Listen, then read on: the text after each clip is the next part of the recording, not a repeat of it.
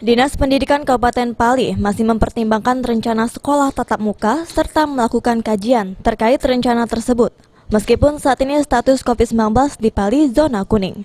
Menurut PLT Kepala Dinas Pendidikan Pali, ada beberapa hal yang harus diperhatikan, yaitu kesiapan sekolah secara infrastruktur yang memenuhi protokol kesehatan, lalu vaksinasi terhadap tenaga pendidik dan non-pendidik di sekolah.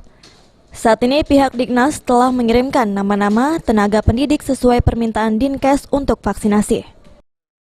Ini kita masih mematuhi apa yang menjadi kebijakan Gubernur Sumatera Selatan. Ada edaran Gubernur yang dibuat di bulan Desember itu sebagai bahan rujukan kita yang akan kita laporkan ke Bupati terkait bagaimana proses pembelajaran tatap muka di sekolah. Walaupun kita tahu bahwa saat ini Pali masih berstatus zona kuning.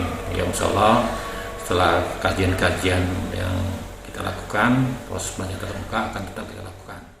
Terkait proses ujian nasional sesuai putusan Kementerian Pendidikan dan Kebudayaan ditiadakan untuk ketentuan kelulusan berdasarkan portofolio atau evaluasi atas nilai rapot. Aji, PAL TV.